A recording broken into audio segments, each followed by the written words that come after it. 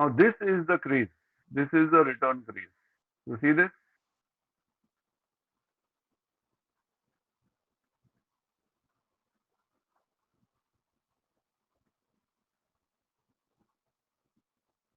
This is the return crease, the edge.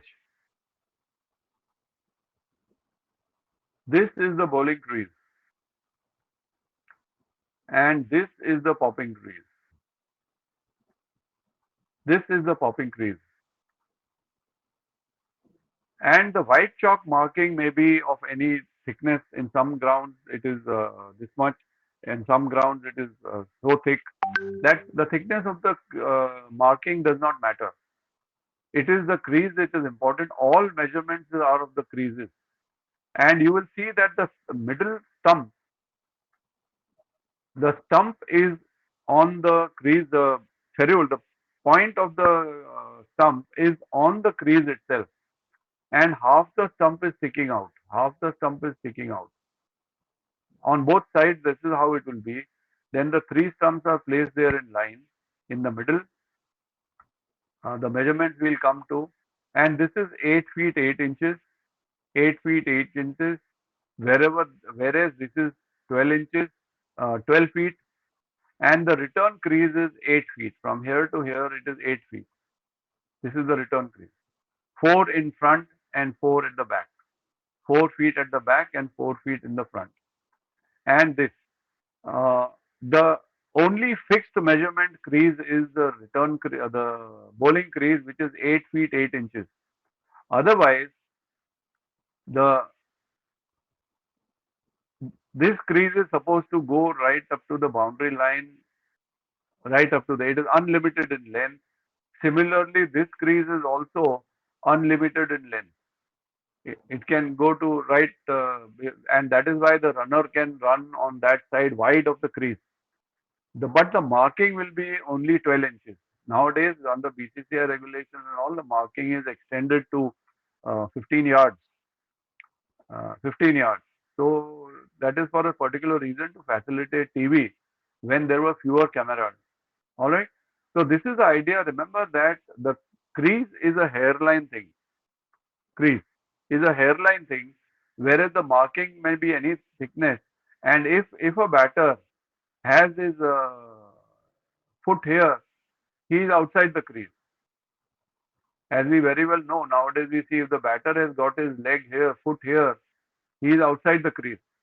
Similarly, for a bowler, this is no ball. He has nothing behind the crease.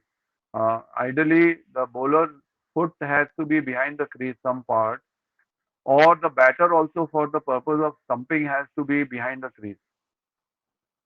So remember always that now if you are standing here, this is where you are standing. This is where you are standing. The umpire stands here. From your location, the nearer edge is the crease. From your particular location, the nearer edge, the edge of the marking which is nearer to you is the crease. Practicing umpires know this very well. It is always the nearer edge. Similarly, for the boundary line also, it is this edge. Suppose this is the boundary line, then this is the edge of the boundary line which is closer to you is the boundary line, just like the creases. So if a ball touches this, lands on this, it is a boundary 4 or boundary 6 if the ball reaches there. So remember that in order to decide what is the crease, newbies need to learn that the edge of the crease of the marking is the crease, but which edge is the crease? The one nearer to the umpire. The one nearer to the umpire. In all these cases, the one nearer to the umpire is the crease, as you can see in this drawing. Whatever done, I switched off the thing. Sir, can you explain it Or did I again, close? please? Okay, I closed that this thing. All right. Okay. Now let us look at, maybe I can show you a video about this, the creases.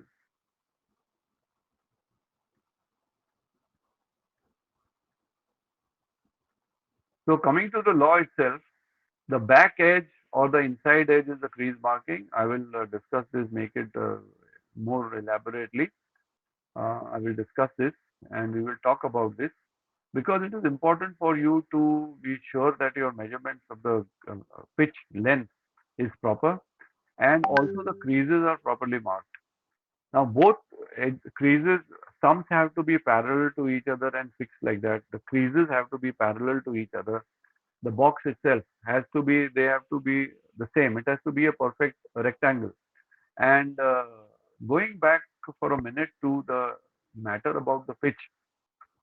See, nowadays, uh, we see that this edge of the pitch, this edge of the pitch has gained in some importance nowadays. This edge, because and we see that on a lot of grounds, this part is also marked with chalk, dash lines and all that.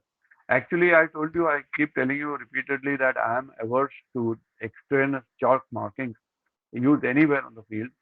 I do dislike this idea of chalk. But if there is no other this thing, then I suggest you go in for it. The best thing to do is that tell the groundsman to fix a nail here and fix a nail here and run a string during the preparation of the pitch. Many grounds do that nowadays. Run a string from here to there and another from here to here. And uh, while the ground is still wet, let the roller run over it. That thickness of the string will be about less than a quarter of an inch, this thick, not very thin. And when you, after the pitch is ready to be played, and you can, on the morning of the match, you can rip out this particular piece, and you get a beautiful line there, which lasts you about 3 4 days at least. It lasts you 3 4 days if the thick is thick enough. Uh, this has become this kind of marking of the edge of the pitch has become a little necessary. It wasn't there earlier because what happens is if a ball pitches on this in this spot, it is a no ball now. Fielders cannot encroach on the pitch. Fielders cannot encroach on the pitch. And additionally, a batter is not allowed to leave the whole area of the pitch in order to play the ball. This is a new regulation. A batter cannot leave the pitch area. So when you don't have the pitch marked properly, all these things you will not be able to judge properly. You will not be able to judge properly when you are the bowler and umpire. You have to be able to judge, has an encroachment taken place by a fielder? Where exactly has the ball pitched? Right on the edge? Then where is the edge? If you don't have the edge marked out and visible from your position in the field, you can't call that a no ball. It will be difficult. And then uh, batter has to have some part over the pitch, on the pitch or over the pitch. Bat or person, when we come to that regulation, we'll read it. Now I'm telling you the importance of marking this particular line. My suggestion to you is use that string method.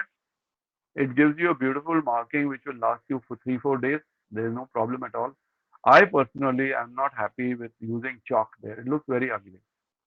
Chalk looks ugly there. But then when you can't avoid it, you go to a match, you have nothing. Then tell him, भाई मेरे को ये marking तो करके दो. I want the edge of the pitch to be prominent.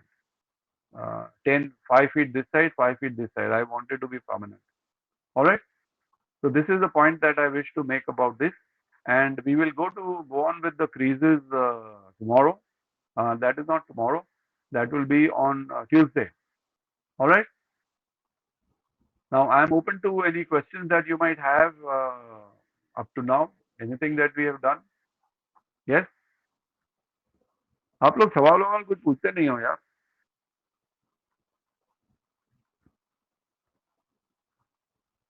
Yes. Tell me. Sir actually आप जब example देते हैं तो जो थोड़े बहुत डाउट्स भी होते हैं वो क्लियर हो जाते हैं. अच्छा. चलो अच्छा है. बट डाउट रहे तो जरा सा चुप मत बैठिए. Please ask. This is your chance to ask about clear your doubts. This is your chance to clear your doubts. Remember, don't hesitate कि मैं कैसे पूछूं और वगैरह वगैरह. Please don't hesitate. Of course, you can always ask me even later, anytime. But if there is anything in your mind there, please clear those doubts. All right. So nothing, no doubts at all. No queries. No queries? No, sir, from Okay, my all of side. you. So should I stop the recording for today? Yes. Okay.